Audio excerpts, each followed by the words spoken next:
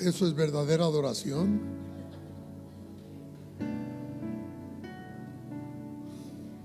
Los niños pueden ir a sus clases. Estamos entrando en un tema. Hemos terminado un tema hoy día, Domingo de Ramos. Vamos a hablar un poco en este mes sobre las promesas de Dios. Creo que debemos entender algunos principios. Diga conmigo, las promesas de Dios son verdaderas. ¿A cuántos Dios los ha bendecido? ¿Seguro que Dios los ha bendecido? A veces recibo yo llamadas de personas, sobre todo en estos días, de diferentes lugares. Recuerde, yo he predicado, no digo en todo el mundo, pero casi. He andado por todo lado. En Cuba me ha faltado, aunque 2 veces me tuve que bajar del avión porque el Señor no me dejó. Solo Dios sabe por qué, pero espero el tiempo de hacerlo. No quiero irme a algún país porque yo deseo, sino porque el Señor desea.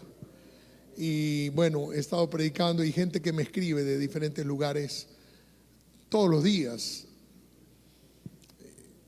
Pero en estos días hay personas que me dicen: estoy con miedo. Estoy con miedo. La verdad es que, déjeme serle franco, normalmente vivimos más en la carne que en el espíritu. Pero Jesús murió para que vivamos en el espíritu, no en la carne. Sí, y eso la iglesia tiene que entender. Cuando yo me refiero a carne, es nuestro cuerpo sobre lo que necesitamos. Yo necesito una cuenta bancaria, necesito una casa, necesito comer, necesito un carro, necesito una esposa, necesito hijos, necesito nietos. Todo eso es la carne, porque en el espíritu no lo vamos a necesitar. Entonces Dios trata de que a través de la palabra nuestro espíritu gobierne nuestra carne. Es decir, que como somos seres espirituales conectados con el Espíritu de Dios, nosotros podamos dominar la carne que llevamos fuera. Pablo lo decía de una manera bien clara: miserable de mí, que me libre de este cuerpo de muerte. Porque queriendo hacer lo bueno, el Espíritu me está guiando a hacer lo bueno, hallo este mal en mí, que queriendo hacer algo bueno siempre termino haciendo algo malo. Entonces luchamos todos los días con eso. Y la iglesia también, es decir, espiritualmente deberíamos orar todas las mañanas, 6 de la mañana juntos, y quedarnos hasta las 8 orando. Me dice: sí, pastor, pero yo tengo que trabajar, la carne me llama porque tengo que comer, ¿me entiende? Entonces tenemos una lucha con eso. Aparte, a nadie le gusta orar 2 horas. Jesús tiene que decirle a los discípulos: ustedes ni 1 hora han podido velar conmigo, estoy por morir, estoy nervioso, estoy pasando un trance terrible y ustedes durmiendo. Ahora, yo siempre he pensado, pero caminar con Jesús tiene que haber sido agotador. Y claro, esta gente estaba muerta de cansancio, ¿verdad?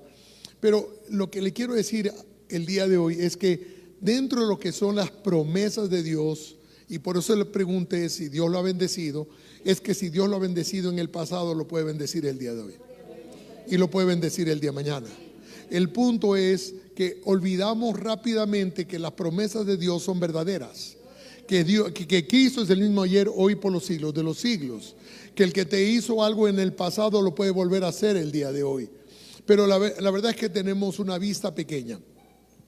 A veces nos olvidamos de las promesas de Dios que dicen: ningún arma forjada contra ti prosperará. Nosotros somos lo que la Biblia dice que somos. Es decir, no somos los que actuamos el día de hoy, sino lo que Dios dice que tú eres.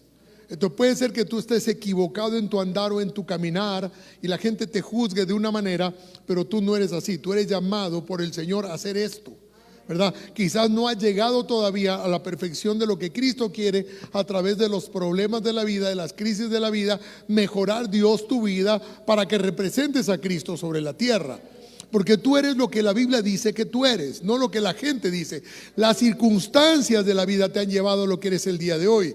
Pero nosotros tenemos que estar por sobre las circunstancias, porque la palabra está por sobre las circunstancias. Y si la palabra de Dios nos lleva a estar por sobre, entonces yo sé que hay esperanza para tu vida. Amén.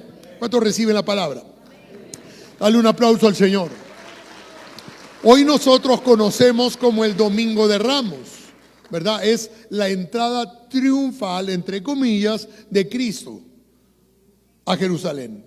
Por esos días el Señor anda por Capernaum. Y le acaban de decir al Señor, son días de movimientos políticos terribles.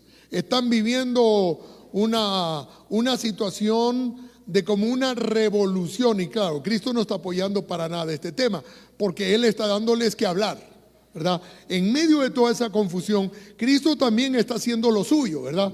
Entonces hay una convulsión social en todos los aspectos. Porque Cristo predica un lado, sanan los enfermos, no digas nada, pero ellos dicen pues. Y entonces hay miles de gente moviéndose, buscando a Jesús, pero los fariseos por el otro lado están enojados. Por el un lado los judíos quieren que salir de la esclavitud de los romanos, por el otro lado los romanos quieren tener como esclavos y quieren hacer lo que el pueblo le pide, es decir, una confusión total. Y de repente matan unos galileos que están haciendo sacrificio, es decir, matan gente dentro de una sinagoga, de un templo. Haga de cuenta que hoy comenzamos a escuchar que están matando en las iglesias que entran, matan al pastor, matan a la gente, y dice, estamos viviendo un momento que ya ni en la iglesia, dice usted, ¿verdad? Y Jesús dice, yo me tengo que ir para Jerusalén. ¿Qué le dice Pedro? ¿Cómo te vas a ir? Te van a matar. ¿Qué le dice Jesús? Apártate de mí, Satanás. Es decir, que hay una confusión en todo. Los discípulos no entienden, pero el Señor sabe que tiene que pasar esto. Y vienen, claro, no había redes sociales, pero habían chismosos, ¿verdad? Como el día de hoy, que hay redes y también chismosos. Ya, ahora en las redes sociales, que también uno no puede creer todo lo que dice, porque eso es lo único que crea. Mira, en una ciudad de 2 millones, de 4 millones, matan 2 y estamos convulsionados todos. Mataron 6, mataron 8, mataron 10. Pero eso es lo que se enfoca a la prensa, ¿verdad? ¿Y qué trae? Temor a nuestras vidas. Ahora le repito, ninguna arma forjada contra usted prosperará. Pero nosotros nos ponemos nerviosos por esos que están muriendo. En vez de decir, yo confío en el Señor por la promesa dada. ¿Entiende? Por la promesa dada por el Señor. Entonces, esa presión que es parte de la vida y que nos ayuda a crecer todos los días, tiene que estar en nuestra vida como algo normal. Las presiones son normales en la vida. No te inquietes. Todos los días vivimos bajo presión. Se está acercando fin de mes. Ya llegó el lunes. Y hay algunos preocupados por el lunes. Ahorita preocúpate por adorar al Rey. Mañana es un nuevo día. Bástale a cada día su propio afán. Entonces disfrutemos el día de hoy. Disfruta la prédica, disfruta el almuerzo, disfruta la tarde, descansa, mira televisión, yo que sal a pasear, haz algo, ¿verdad? Mañana es un nuevo día. Dios tiene resuelto el día de mañana, ¿verdad? Pero nosotros siempre preocupados. Y entonces vienen y le cuentan a Jesús. Dice antes de leerle eso, yo quiero que entienda Hebreos 12:2, que dice, esto lo hacemos al fijar la mirada en Jesús. Es decir, cuando yo estoy confiado de que el día de mañana, Dios tiene controlado mi día de mañana, es un asunto de fe. Entonces mire lo que dice, esto lo hacemos al fijar la mirada en Jesús, el campeón que inicia y perfecciona nuestra fe. ¿A través de qué? De las situaciones diarias. Debido al gozo que le esperaba. Esto yo nunca entiendo. Él iba a la cruz a morir. Recuerde que Jesús dijo, si tú quieres, papá, deja que yo pase esta copa, que no me la tome, pero que no se haga mi voluntad. Estaba nervioso porque el pecado del mundo iba a venir sobre su corazón, sobre su vida. Sí, y dice esto, ¿no? Debido al gozo que le esperaba, Jesús soportó la cruz. Sin importarle la vergüenza que ésta representaba, ahora está sentado en el lugar de honor junto al trono de Dios. Entonces Jesús vivía en Capernaum. Esta ciudad era alejada de Jerusalén. Y entonces llegan los chismositos y le dicen, en aquella ocasión algunos que habían llegado le contaron a Jesús cómo Pilato había dado muerte a unos galileos cuando ellos ofrecían sus sacrificios. Señor Jesús, en Jerusalén están matando a los cristianos. No, todavía no habían cristianos. A los que están profesando la religión judía, porque hacían sus sacrificios. Y Jesús dice, yo tengo que ir. Pedro le dice, no te vayas. ¿Sí? Jesús lo reprende. Y Jesús contesta de una manera bien singular. Me encanta cómo contesta. ¿Sí? Y le dice, en ese tiempo algunos fariseos le dijeron, sal de aquí si quieres vivir. Es decir, hasta los fariseos le decían, Jesús, sal de aquí si quieres vivir. Herodes Antipas quiere matarte. Jesús respondió: vayan y díganle a ese zorro que seguiré expulsando demonios y sanando a la gente hoy y mañana, y al tercer día cumpliré mi propósito. Por eso le digo, hermano, no tengas miedo, siga haciendo lo que tienes que hacer y cumple el propósito de Dios. Amén. Ese es como un ejemplo de parte de Jesús. ¿Por qué tienes que tener miedo? Pastor, me voy a ir a Cuenca a vivir. Usted va a ser mi pastor. ¿Y por qué vienes a Cuenca a vivir? Porque en Cuenca hay paz. Es lo mismo, voy a Estados Unidos porque allá hay plata, aquí también. Aquí matan, allá también. Aquí se están armando, allá ya están armados. Si no, pregúntela yo. Todo gringo tiene, hermano. Mi consuegro tiene. Usted abre una caja fuerte, no encuentra dinero, encuentra metralletas, encuentra. Y dice: ¿qué es esto? Todo un armamento ahí. Y lo tiene todo el mundo. Entonces nosotros tenemos que caminar en medio de esta generación maligna en paz, cumpliendo el propósito por el cual Dios nos ha llamado. Y eso le dice Jesús: vayan y digan al zorro ese que yo voy a seguir haciendo lo mismo que tengo que hacer, y al tercer día voy a cumplir el propósito de papá. Es decir, voy a ir a Jerusalén. ¿Por qué le dice eso? Porque ningún profeta muere en cualquier lugar sino en Jerusalén. Ese era una palabra profética que Jesús está soltando. Miren lo que dice. Dice: sí, hoy, mañana, pasado mañana voy a seguir mi camino. Pues después de todo no se debe matar a un profeta de Dios en un lugar que no sea Jerusalén. Esa es una profecía ya dada, ¿verdad? Ahora, el versículo que viene ahora es el versículo clave de esta mañana. Para nosotros, si nos dicen que hace 500 años se soltó una profecía sobre Cuenca, usted y yo ignoramos totalmente, pero los judíos no. Los judíos vivían a través de las profecías bíblicas. Ellos sabían los tiempos por las profecías. Los profetas menores hablaban y ellos lo anotaban, todo lo tenían anotado, con coma y punto. O sea, como lo decía, así lo tenían. Y ellos esperaban el tiempo del Redentor, del Mesías. Ellos sabían cómo iba a entrar. Ellos sabían que entraría sobre un pollino, sobre un asno. Miren lo que dice Zacarías capítulo 9, versículo 9. Dice: alégrate mucho, hija de Sión. Está hablando de la Jerusalén. Grita de alegría, hija de Jerusalén. Mira, tu rey viene hacia ti, justo, salvador y humilde. Viene montado en un asno, en un pollino, cría de asna. Dígame una cosa, ¿eso es normal para un rey, entrar sobre un pollino? ¿Cómo entra un rey? Un caballo blanco. Así vuelve. Y en su muslo dice: Señor de señores y Rey de reyes, cuando venga. Pero la primera vez entra en un asno. ¿Por qué? Estaba escrito. ¿Y por qué hace eso? Para que la gente capte. Si hay una profecía que él sanaría, que daría vista a los ciegos, que levantaría muertos, que los cojos saltarían, que los mudos cantarían y hablarían, y encima ese rey, después de demostrar todo eso, entraría en un asno. ¿Lo sabían o no? ¿Lo sabían? ¿Sí? Es decir, porque ya había una profecía dada y ellos esperaban. Pero ¿cómo nuestro rey va a entrar sobre un asna? Bueno, era una señal. Entonces, ¿qué esperaban? Porque si cualquiera que decía soy rey entraba en caballo, no lo creían. El problema es que ellos querían ser tratados en la carne, no en el espíritu. Porque en la carne los romanos me tenían dominado. Entonces queríamos que el Señor entre para que mate a los romanos. Lo que ellos no entendían, que el enemigo no eran los romanos sino Satanás. Que el enemigo de ellos era la perdición eterna.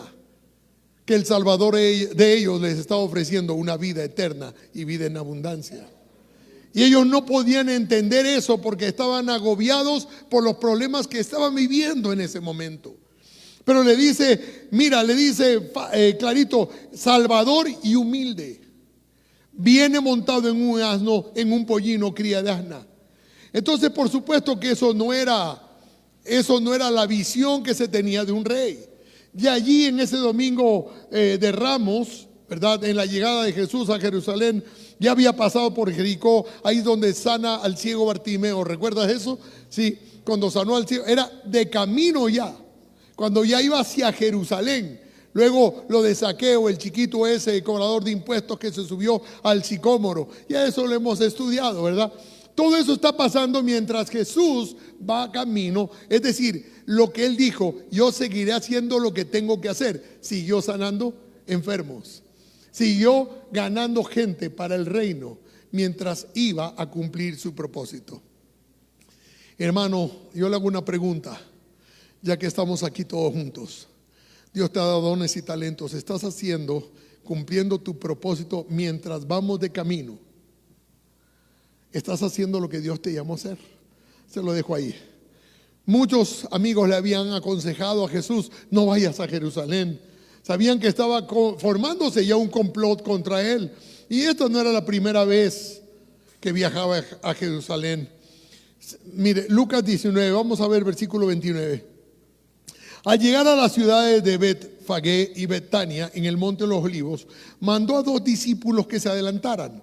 Vayan a la aldea que está allí, les dijo. Al entrar verán un burrito atado que nadie ha montado jamás. Desátenlo y tráiganlo aquí. Si alguien les pregunta por qué desatan al burrito, simplemente digan: el Señor lo necesita. Así que ellos fueron y encontraron el burrito tal como le había dicho Jesús. Y efectivamente, mientras los ataban, los dueños les preguntaron: ¿por qué desatan ese burrito? Y los discípulos simplemente contestaron: el Señor lo necesita. Entonces le llevaron el burrito a Jesús y pusieron sus prendas encima para que él lo montara. 2 cosas vienen a mi mente en este momento. Primero, los discípulos no entendieron lo que Jesús pidió en ese momento, pero ellos también son parte del pueblo y sabían que el rey entraría en un burrito, pero no entendieron. Lo bueno aquí es que obedecen. Diga conmigo: obedecen. Qué interesante, cuando uno es obediente, tiene grandes bendiciones de parte de Dios. Amén.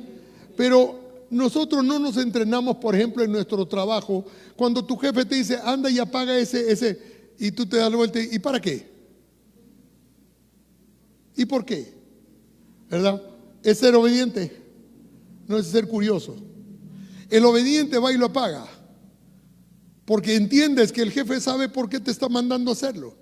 Ellos obedecen, no le preguntan por qué. Dice: y si nos preguntan, pues dile que el Señor lo necesita. Ahora imagínense esa respuesta. Si yo le digo: mira hermano, mira José, hazme un favor, ándate ya a la esquina, a la vuelta, ahí debe haber un carro rojo parado, ahí debe estar el dueño, dile que me dé las llaves, que el pastor lo necesita. Dice, me va a preguntar: ¿usted es amigo de él? No. ¿Entonces cómo le pido? No se pídale usted, no se preocupe. Ay, me da vergüenza. Ya desobedeció. Y todo el mundo se pierde la bendición, ¿verdad? Pero una de las cosas que cuando Dios te manda a hacer algo, no estés preguntando ni por qué ni para qué, sino hazlo. ¿Cuántos son discípulos del Señor? Y Él te dijo que vayas y prediques a todas las naciones. Es decir, que Dios nos manda a hacer cosas que nosotros no estamos dispuestos a hacerlas. Pero para que haya una bendición, necesita obediencia. Segundo, todos tenemos algo para poner al servicio del Señor. No solamente que ellos trajeron el burrito en obediencia, sino que pusieron sus propias prendas sobre el burrito para que el maestro se sentara. Y me hace pensar: ¿qué tienes tú que Dios necesita que lo pongas el día de hoy? Y enseguida comienzas a pensar en dinero. Pero sabes, Dios necesita mucho más que dinero, necesita tu vida. El dinero es un complemento, pero Dios no necesita dinero porque Él es el dueño del oro y la plata. Dios necesita tu voluntad en obediencia y que digas: Señor, gracias porque me has puesto en este tiempo, tengo este don, este talento, lo pongo encima del altar, úsalo. ¿Qué tienes tú para darle al Señor? Ponte a pensar. Sabemos que Dios nos ha dado muchas promesas, ¿verdad? Y usted me dijo que Dios lo ha bendecido a usted, ¿verdad? Y usted me dijo que sí. Entonces, el mismo Dios que lo bendijo en el pasado lo quiere volver a bendecir el día de hoy. Estás ahora más maduro que ayer para decirle: Señor, hoy estoy dispuesto a obedecerte y a poner lo que soy delante del altar, porque así como me has bendecido en el pasado, me volverás a bendecir el día de hoy. Debemos tener memoria, hermanos, que el que ha prometido, cuando usted lee la Biblia, yo leo la Biblia, digo, esta palabra es para mí. ¿Cuántos se han tomado una palabra para sí mismos? Y ahí cuando está leyendo dice, eso es para mí. A veces yo escribo y subo en el Facebook y veo personas que dicen, eso es para mí, eso es para mí. Amén. Pero cuando llega, ¿lo tomas para ti de veras? Dices, el Señor me tiene en la cóncava de su mano. Y cuando vas caminando, ay Señor, me van a matar por aquí. Pero no estabas en la cóncava de la mano del Señor, no dijiste que esa palabra es para ti. ¿Entiendes? La palabra tiene que ser real para que funcione. Si no, solamente somos religiosos. El cristiano tiene que caminar bajo una promesa y estar cubierto. Y tú dices, aunque mi padre y mi madre me dejaran, con todo Jehová me recogerá. Entonces no andas con miedo. El mismo Dios que te bendice aquí, te bendice en Estados Unidos, te bendice en Europa. El mismo Dios que te llama a su presencia, te llama aquí en Europa y en Estados Unidos. Porque nosotros somos gente de la palabra. Y la palabra debe funcionar. La palabra no es para predicar, la palabra es para vivirla. Es para actuar. Señor, si tú me pides eso, aquí estoy. No tienes nada que, tengo algo extravagante que darte. No, dale de lo simple, porque si de lo poco le das, el Señor en lo mucho te pondrá. Es que Dios no puede comenzar por lo grande, Dios comienza por lo pequeño. Dios es un Dios de levadura. Un poquito leuda toda la masa. Un poquito que hagas hoy, mañana tienes que tener memoria para hacer cosas más grandes. Dios nos ha llamado a cosas grandes y gente llega a la iglesia y quiere hacer cosas grandes. No, papá, comienza con las cosas pequeñas. Comienza con servirle a alguien, comienza con sonreír a alguien, comienza con ayudar a un pobre con un pan. Comienza, pero comienza ya. Porque Dios no te da cosas grandes de mano, Dios te va ejercitando. El que comenzó en ti la buena obra, es poco a poco que Dios te va perfeccionando, te va haciendo madurar a través de las circunstancias de la vida. Humilde y salvador sobre un pollino. Y a veces nosotros no somos ni humildes ni salvadores, y la verdad es que andamos y nos gusta andar en primera. Ok, estamos hablando de Jesús. Hermanos, todo lo que sucedió fue dicho con anterioridad. Nada podía sorprenderlos. Ellos habían caminado con Jesús, habían visto todos los milagros de Jesús. Ahora estaban mirando cumplirse la profecía al verlos sentados sobre ese burrito. Entonces, ¿cómo es que no se dieron cuenta? Mi respuesta es sencilla. A veces cuando estamos en medio de la presión, no logramos ver el cuadro completo, ni recordar las promesas de Dios, pero al mirar atrás ponemos en orden las piezas y podemos entender las cosas de mejor manera. Jesús se acerca a la ciudad en medio de alabanzas de una gran multitud. Lo alababan. Lucas 19:11. Dice, quizás la pregunta es ¿por qué había tal regocijo, tales hosanas? Porque ellos pensaban que el reino de Dios se manifestaría inmediatamente. Ellos pensaban ya, llega y nos fuimos, ¿no? Pero a diferencia de otros reyes, Jesús no había venido a matar, había venido a morir. ¿Qué diferencia? Ellos pensaban que Jesús sacaría una espada y los mataría a todos. Lo que ellos no pensaron, que Jesús iba a morir en una cruz. Los mismos que gritaban Hosana fueron los que gritaron crucifícalo. Había miles de gentes en las calles gritando Hosana, Hosana, Hosana. Y esa palabra Hosana, ¿sabe lo que significa? Sálvanos ahora. Eso significa. Lo que le gritaban a Jesús mientras entraba es sálvanos ahora, sálvanos ahora. Claro, ellos pensaban de los romanos, pues. El problema es que eran muy ciegos en el espíritu. Tenían ojos solo en la carne. Iglesia, hoy también nos pasa lo mismo. Estamos más abiertos nuestros ojos. La prédica del día jueves de Aida fue linda. Y terminó diciendo, hermanos, vayan directo al oculista. Y creo que algunos se fueron al oculista el día siguiente. Pero no estaba hablando en la carne, estaba hablando en el espíritu. pidan colirio espiritual para poder ver todo lo que Dios quiere hacer contigo y en esta ciudad. Esta ciudad no va a cambiar mientras tú no la hagas cambiar. Podemos orar lo que usted quiera. Cada vez que yo oro estoy pensando, ojalá que el hermano que está orando entienda que él es la respuesta de sus propias oraciones. Cada uno de nosotros somos la respuesta de nuestras oraciones. ¿Quieres paz? Siembra paz. Y dice que a medida que Jesús avanzaba, la multitud tendía sus prendas sobre el camino delante de él. Cuando llegó a donde comienza la bajada del monte de los Olivos, todos sus seguidores empezaron a gritar y a cantar mientras alababan a Dios por todos los milagros maravillosos que habían visto. ¿Que habían visto? Milagros maravillosos. Y está sentado en un burro. Isaías ya había profetizado sobre él. Él mismo leyó cuando entró la primera vez a la sinagoga, habiendo abierto el libro de Isaías, empezó a hablar. Hoy ha llegado el tiempo. Y le dijo, díganle a Juan que los ciegos ven, que los sordos oyen, que los muertos resucitan. ¿Qué le estaba diciendo Juan? Se cumplió la profecía. Ha llegado el Salvador del mundo. Es decir, les había dicho cuando le preguntó, ¿quién tú eres? Yo soy el que soy. Y cogían piedras. ¿Por qué? Porque a Moisés le dijo, ¿y cómo me conocerán? Como yo soy el que soy. Entonces cuando Jesús dijo, yo soy, cogían piedras, pues se está haciendo Dios. Bueno, ya estoy manifestándome con todo lo que estoy haciendo. Ya les digo a ustedes, y encima entro ahora en un pollino. Estoy descubierto. Soy el Salvador que ustedes esperaban. Pero estaban tan enceguecidos pensando en la carne, en los problemas que vivían día a día. ¿Cómo soluciono el problema del banco? ¿Cómo soluciono el problema que el médico ha dicho que tengo cáncer? ¿Cómo? Eso es carne. Pero si buscas primero el reino de Dios y su justicia, si buscas primero lo espiritual, Dios, que sabe tu necesidad, te cubrirá las necesidades de la carne también.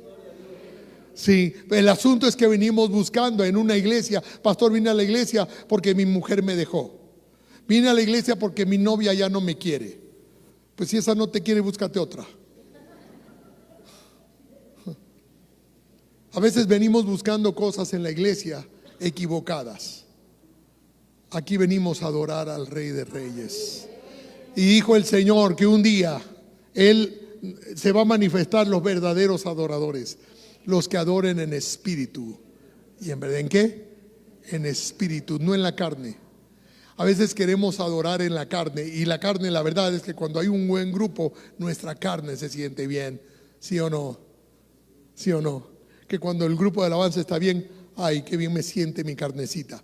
Pero cuando hay un hombre adorando a Dios en espíritu, la iglesia siente que ha llegado el tiempo que los verdaderos adoradores adorarán al Padre en espíritu y en verdad. No necesitamos grandes músicos, necesitamos grandes adoradores. Amén. Yo creo que estamos cerca de un gran avivamiento. ¿Sabe? Denle un aplauso al Rey. Pero mire, yo creo que los tiempos del avivamiento, estamos al borde del tiempo de los tiempos de avivamiento. ¿Por qué? Porque la gente está aterrada. Y cuando la gente tiene miedo, corre para la iglesia. He visto verdaderos ateos arrodillarse y santiguarse en las calles cuando hay terremoto. Salen corriendo y le digo, hermano, pero usted no es ateo. Ay, no, pero por si acaso, hermano. ¿Se ha visto? Eso que dicen, Dios no existe, le mueve la tierra, hermano, y sale corriendo a orar, hermano. Hoy que estamos viendo estos tiempos, este inicio de maldad, cada vez más gente verá, ustedes van a llenar las iglesias, no vamos a tener capacidad, pero realmente les vamos a predicar, pero no todos serán salvos. Aún los escogidos se perderán, dice la palabra de Dios, porque vendrán tiempos tan duros que solo los que realmente tienen una fe podrán perdurar. Por eso dijo el Señor, tengo que adelantarme, si no, no voy a hallar fe en la tierra. ¿Entiendes? Entonces estamos comenzando recién, porque todo lo que estamos viendo a nivel mundial es un comienzo de plagas, de todo eso son comienzos, que ya dicen que las estrellas, que ni sé qué, los científicos, ya la Biblia lo dice, hermano. Es decir, no estoy esperando que las noticias ni las redes sociales me lo digan, ya la palabra de Dios me lo dice. yo debo creer que lo que Él dice es cierto. Mire, cuando yo leo la palabra, yo sé, hermanos, que estoy caminando de la mano del Señor. Eso quiere decir que si Dios me llama el día de hoy, sí, con Él partiré. Hay más gozo en estar con Él que estar acá. Yo no sé por qué estamos tan amargados con la muerte. Hermanos, la muerte solo es el paso del cristiano para pasar a la vida eterna, para estar con el Señor eternamente. A veces tenemos tal miedo de la muerte. No tengas miedo de la muerte. Si conoces la palabra de Dios, no tengas miedo de la muerte. ¿Cuánto dice amén? Yo oigo murmullo yo. Me dice un hermano hace un tiempo atrás, un hombre que caminaba, un médico que estaba al lado de un profeta de Dios. Yo llegaba a la casa de él en Miami, una noche conversando y conversábamos, y este hombre, un colombiano, buena gente, me dice: oiga, pastor, no era paisa, sino me ha dicho: oiga, pues, pastor, me dice, mire, pastor, me dice, dígame una cosa, ¿en el cielo hay calles de oro? Le digo: sí. ¿Y hay mar de cristal? Sí. ¿Ya no hay más lágrimas? No. Y ahí está Dios todo el día, sí, y no hay suegras. No, eso no me dijo. Eso no me dijo. Y me estaba hablando de todas las maravillas de lo que la Biblia dice. Le digo: sí. Y sí, ¿por qué ningún pastor se quiere morir? Buena pregunta. Buena pregunta. Parece que muchos pastores predican pero no creen. Yo creo.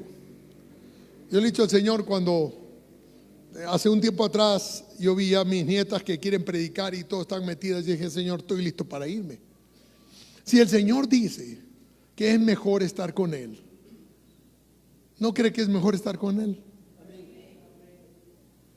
Pero tenemos miedo. ¿Por qué tenemos miedo? Porque aunque leemos, quisiéramos estar seguros. Oye, por eso no damos de lo que tenemos, porque tenemos temor. ¿Cómo vamos a ayudar al pobre? Ahora que fue mi hija, estaba saludándonos hace un momentito desde la UCI. Acabó de llegar mi hija con el grupo, con un camión que mandamos de la iglesia. Gracias por enviar. Llegaron allá a la UCI. Yo quisiera ver qué dimos. La verdad, que damos de lo mejor o damos de lo que ya no nos sirve. Porque no creemos.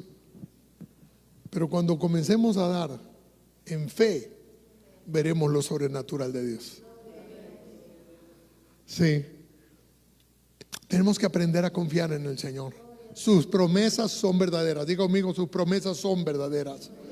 Y el problema es que tenemos la vista corta. ¿Sí? Entonces viene, mientras todo el mundo adoraba, ¿sí?, los fariseos se enojan porque cómo están adorando a este rey que dice ser Dios montado en un pollino. La gente comenzó a alabarlo como a Dios ya, ¿verdad? Y entonces dice: algunos de los fariseos que estaban entre la multitud decían: Maestro, reprenda a tus seguidores por decir cosas como esas. Jesús le respondió: si ellos se callaran, las piedras a lo largo del camino se pondrían a clamar. ¿Sabe por qué? Porque todo lo que Dios ha creado alaba su nombre. Y yo me he propuesto y les he dicho a las piedras, cada vez que veo una piedra: piedra, mientras yo viva, no te doy la oportunidad de que adores al Señor. Hermanos, si estamos vivos, no le demos la oportunidad a las piedras a alabar. Usted y yo hemos sido llamados para alabar a nuestro Señor. Hemos sido creados para su alabanza. Hermano, hemos sido creados para su alabanza. Dios no está buscando, hermanos, adoración. Él busca adoradores. El diablo busca adoración, pero Dios busca adoradores que le adoren en espíritu y en verdad. Y este es el tiempo de los verdaderos adoradores. Vamos a levantarnos a adorar al Señor. Y otra cosa que encuentro aquí, una gran enseñanza, es que toda la creación alaba al Señor. Pero resulta algo. Y aquí voy a profundizar un poquito antes de terminar. Al ver que Jesús iba caminando,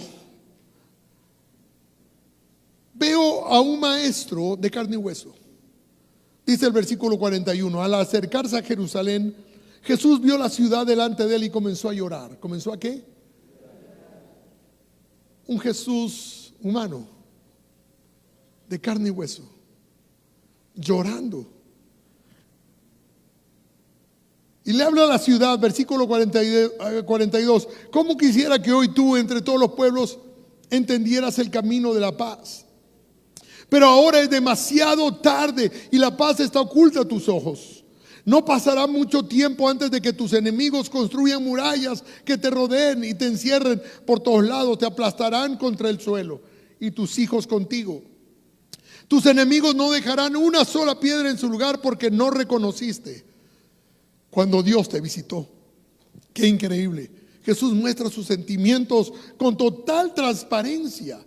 Sabía lo efímero de los honores, sabía que la entrada a Jerusalén significaba el cumplimiento de su entrega total, nada más.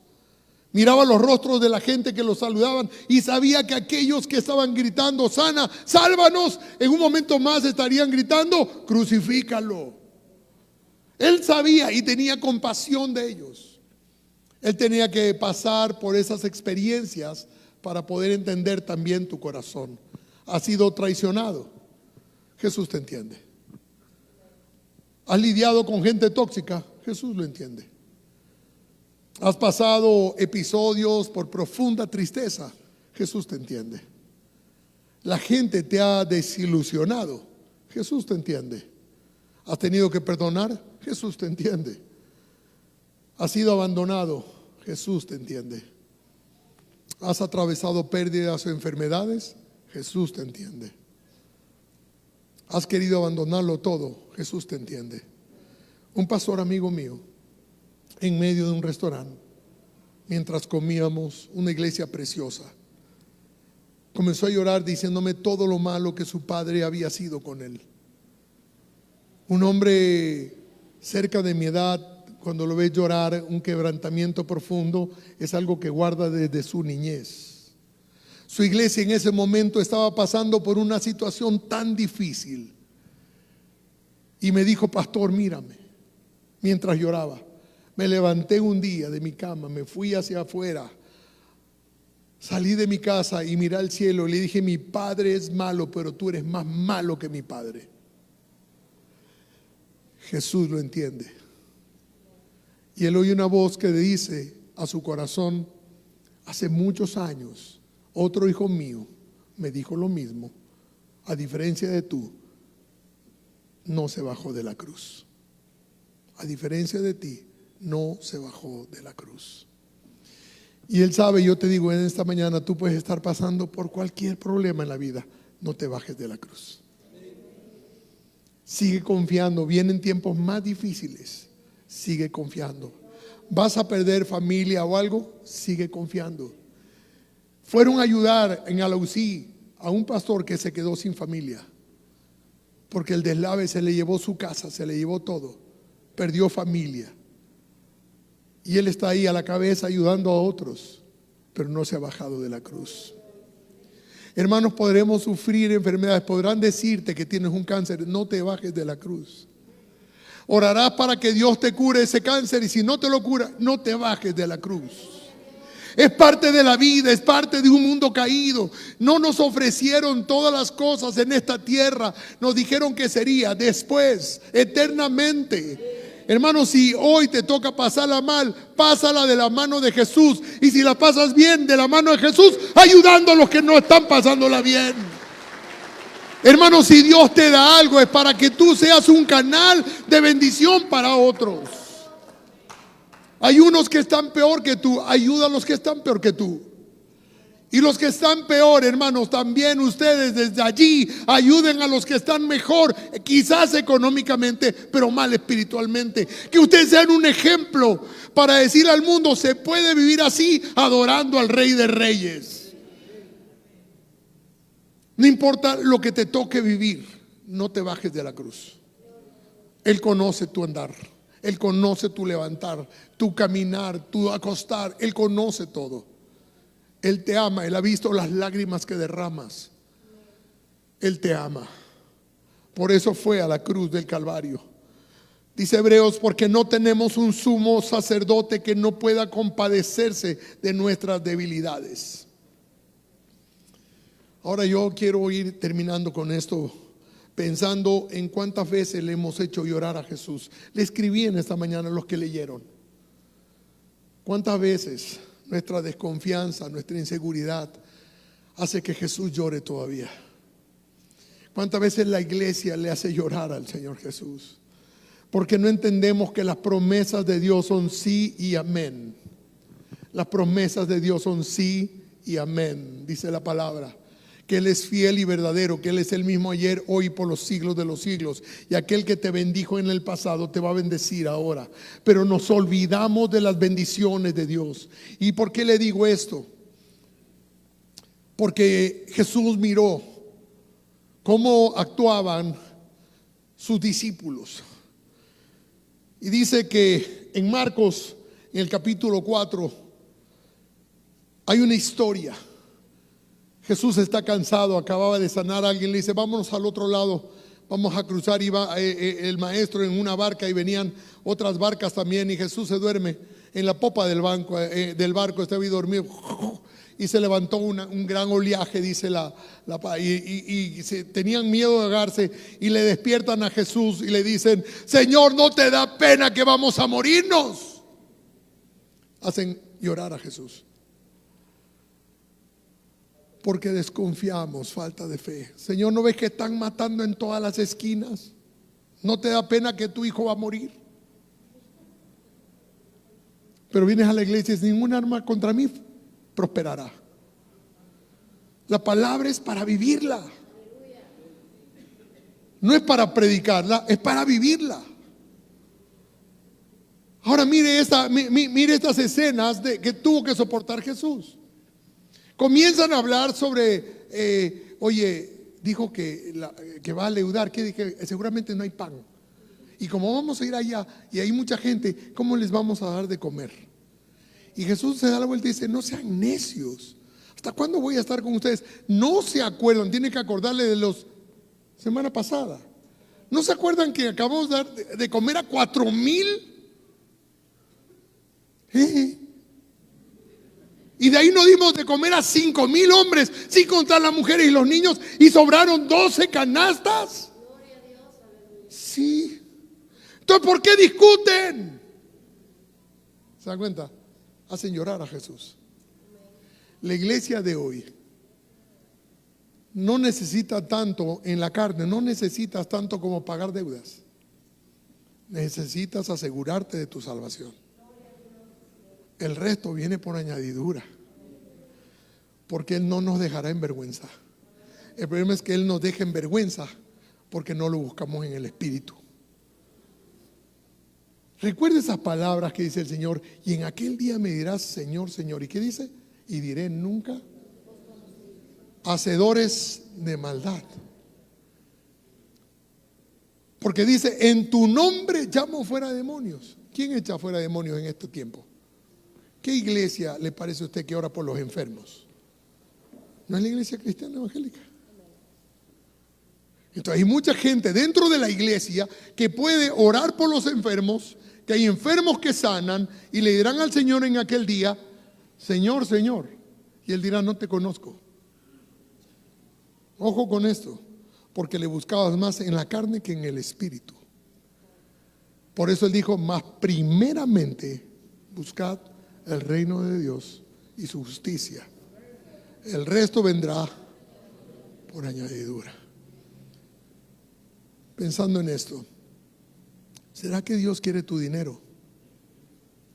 ¿Será que Dios quiere tu dinero? Piensa en esto. Dice el Señor: mío es el oro y la plata. ¿Sabes lo que Dios quiere? Tu vida por completo.